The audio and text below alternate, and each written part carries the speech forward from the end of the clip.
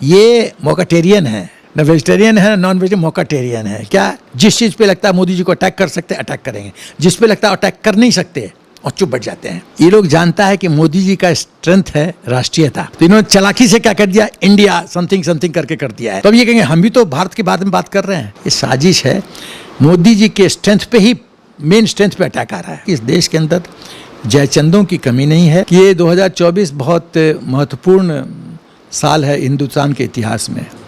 तुम फैसला करो कि तुम अस्तित्व अपना रहना चाहते हो या तुम ऐसे तत्वों के चक्कर में फंसना चाहते हो जो इस देश को मुस्लिम राष्ट्र बनाना चाहते हैं। विपक्ष जो है महागठबंधन करके मोदी जी को बाहर करने की जो है फिराक में है। इनकी सोच राष्ट्रभक्ति नहीं है, इनकी सोच है सत्ता, और सत्ता के लिए सब इनकी जो एक्शंस होते हैं उसी बिंदु के इर्द गिर्द घूमते रहते हैं। क्यों लोग अमेरिका जाते हैं? राहुल गांधी का जो मीटिंग है किसने ऑर्गेनाइज किया? हिंदुस्तान के मुसलमान तो ऑर्गेनाइज किए नहीं, वो तो पाकिस्तान के मुस्लिम थे। तो पाकिस्तान का मुस्लिम किसके इशारे पे नाचता है? आईएसआई। तो इसका मतलब आईएसआई से आप सपोर्ट लिए। जॉर्ज सोरोस के साथ मीटिंग किसने ऑर्गेनाइज किया?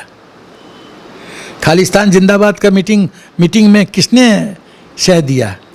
राहुल गांधी चुप क्यों था जब खालिस्तान जिंदाबाद हो रहा था? तो क्यों नहीं बोला? वो खाली मुस्कुरा के रह गया।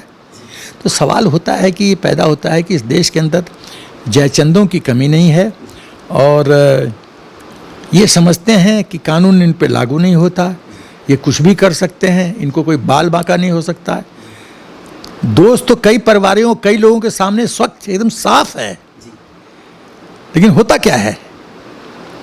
कोई बेल पे छूट जाता है, कोई हॉस्पिटल में 5 स्टार लाइफ लीड करता है। ये कोई जेल है? आप कैद काट रहे हो 5 स्टार होटल में। तो ये तो इस देश का पॉलिटिकल सिस्टम की कमी है, गवर्नेंस की कमी है इन द सेंस की। बट मोदी जी बेचारे क्या करें? प्रजातंत्र जो है सो है। जब तीस्ता शीतलवाद की हियरिंग हो जाती है रात को 9 बजे और उसको बेल दे दिया जाता है, मुझे समझ में नहीं आता। कानून एक है तो उसका इंटरप्रिटेशन 2 कैसे हो सकता है? 2+2 यदि 4 है तो हाई कोर्ट भी 4 बोलेगा, सुप्रीम कोर्ट भी 4 बोलना चाहिए। हाई कोर्ट बोलता है 4, हाई कोर्ट बोलता है 6, ये बोलते हैं 4। ये वेरिएशन क्यों? इसका मतलब है जो कानून का इंटरप्रिटेशन है वो गलत हो रहा है। भाई आप वहाँ भी चीफ जस्टिस, यहाँ भी जजेस और चीफ जस्टिस, इंटरप्रिटेशन में वेरिएशन क्यों है? यही समान नागरिक संहिता पे जो बात हो रही है वहाँ भी पूरा विपक्ष जो है अपोज हो रहा है। ये मुंह नहीं खोल सकते हैं। ये मोकाटेरियन है, न वेजिटेरियन है, नॉन वेजिटेरियन, मोकाटेरियन है। क्या? जब इनको सूट करता है, जिस चीज़ पे लगता है मोदी जी को अटैक कर सकते हैं अटैक करेंगे, जिस पे लगता है अटैक कर नहीं सकते और चुप बैठ जाते हैं। यदि सीमा के खिलाफ कुछ बोले तो वोट बैंक इफेक्ट होगा। यहाँ के मुसलमान बोलेंगे अरे तुम सीमा को ऐसे कैसे बोल सकते, इसीलिए चुप बैठे हैं। सीमा के खिलाफ कोई कुछ नहीं बोलेगा, मैं बता रहा हूँ आपको, कोई अपोजिशन का कुछ नहीं बोलेगा, चुप। इनके मुंह में दही जम गई है, नहीं बोलेंगे। ये कहानी है। आर्मी में इतना बड़ा ये अनुशासन होता है, इसीलिए देश जो है हमेशा आर्मी पे जो है बड़ी ये रखता है, विश्वास रखता है और निष्ठा रखता है। लेकिन हमारे राजनीति के जो डेमोक्रेसी है उसमें कोई अनुशासन ही नहीं है। कोई जो है अपने मुखिया, देश के मुखिया को जो है विदेश में जा कर कह रहेगा हमारे मुखिया से हमको बचाओ, हमारे मुखिया ने सब कुछ संवैधानिक संस्थाओं को छीन कर दिया है, कैप्चर कर लिया है। हम अमेरिका से और इंग्लैंड से बोल करके, क्या ये नैतिकता होती है क्या? देखिए ऐसा है, मेरा ख्याल वक्त आ गया है कि कानून लाया जाए, एक कोड ऑफ कंडक्ट परिभाषित किया जाए कि क्या तुम कर सकते हो, क्या नहीं कर सकते हो। फॉर एक उदाहरण के रूप में, यदि राहुल गांधी कहता है मोदी चोर है, साबित करो या नतीजा फेस करो। खाली सुप्रीम कोर्ट में माफ़ी मांगने से काम नहीं चलेगा। यदि किसी ने गैर जिम्मेदार वक्तव्य दिया तो या तो साबित करो, या कानून होना चाहिए कि पॉलिटिक्स से बाहर सदा के लिए, पॉलिटिक्स में नहीं रह सकते। तो मुंह खोलने से पहले तो सोचोगे ना कि मेरे पास सबूत है कि नहीं है। आर्मी जैसे अनुशासन, तब आर्मी ऐसा तो अनुशासन नहीं हो सकता है, वो तो टू मच हो जाएगा। आर्मी ऐसा, देश प्रजातंत्र है, यहाँ आर्मी पाकिस्तान थोड़ी है।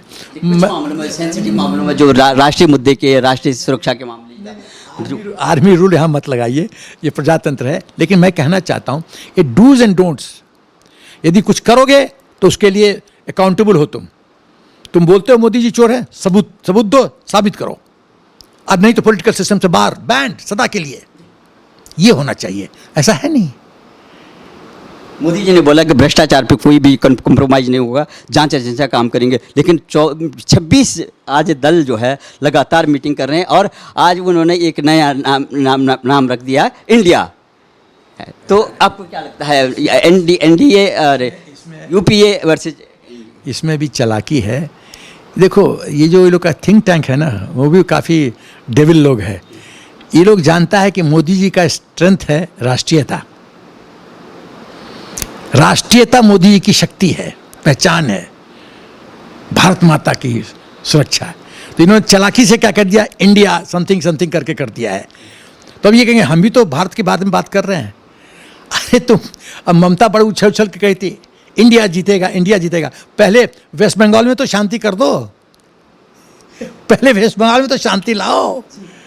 ममता दीदी बड़ी उछल रही हो, वहाँ हर एक इलेक्शन में इतना बम फूटता है, सब लोग के पास लेटेस्ट हथियार है, कहाँ से आता है? पहले वेस्ट बंगाल को तो सुरक्षित करो, देश की सुरक्षा तो बाद में देख लेंगे।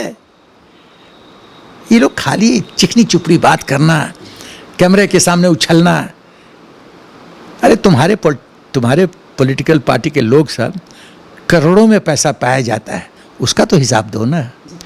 और जैसे आर्मी में है कि यदि यूनिट पर कुछ गलती होती है, कमांडिंग ऑफिसर रिस्पॉन्सिबल होता है, वो इन्वॉल्व हो या ना हो, ही इज फिक्स्ड, प्रमोशन खत्म, सिंपल, कोई रहम अप्रोच नहीं, नथिंग। यूनिट में गदर हुआ, कमांडिंग ऑफिसर गॉन। तो तुम्हारे वेस्ट बंगाल में गदर हुआ तो why should you not go? तुम क्यों नहीं रिस्पॉन्सिबल हो? तुम क्यों नहीं अकाउंटेबल हो? मलाई खाने के लिए तुम, जनता को मारने के लिए तुम, और अंग्रेजी बोलने के लिए तुम कर्नाटका में इंडिया जीतेगा, इंडिया जीतेगा। ये साजिश है। मोदी जी के स्ट्रेंथ पे ही, मेन स्ट्रेंथ पे अटैक आ रहा है। जनरल साहब, आप लास्ट है कि आप राजनीतिक विश्लेषक भी हैं, तो आपको क्या लगता है कि जो ये एनडीए जो 40 लोगों का, ये 26 दलों का एक गठबंधन तैयार हो रहा है, अभी भी अपना नेतृत्व नहीं तय कर पाए। वो कहते हैं कि हम अभी बम्बई में, महाराष्ट्र में ये मीटिंग करेंगे, उसमें तय होगा। तो आपको लगता है कि मोदी जी को टक्कर देने के लिए कोई चेहरा है इसमें? तेल से तेल मिलता है, पानी से पानी मिलता है। तेल यदि पानी पे थे तो पानी पे छलक जाता है, मिलता नहीं है। ये लोग जो है ना, अपोजिट पोल्स वाले, नॉर्थ और साउथ का मिलन देखा है आपने क्या? पूर्व या पश्चिम का मिलन देखा है आपने क्या? ये डिवाइडेड लॉट है। इनकी सोच एक नहीं है, इनकी फिलॉसफी एक नहीं है, इनका एक पॉइंट एजेंडा है, मोदी जी को हराओ। उससे तो देश नहीं प्रभावित होगी ना। और मैं देशवासियों को कहना चाहता हूँ कि ये 2024 बहुत महत्वपूर्ण साल है हिंदुस्तान के इतिहास में। तुम फैसला करो कि तुम अस्तित्व अपना रहना चाहते हो, देश में प्रजातंत्र हो, देश का विकास हो, या तुम ऐसे तत्वों के चक्कर में फंसना चाहते हो जो इस देश को मुस्लिम राष्ट्र बनाना चाहते हैं। ये सोचो।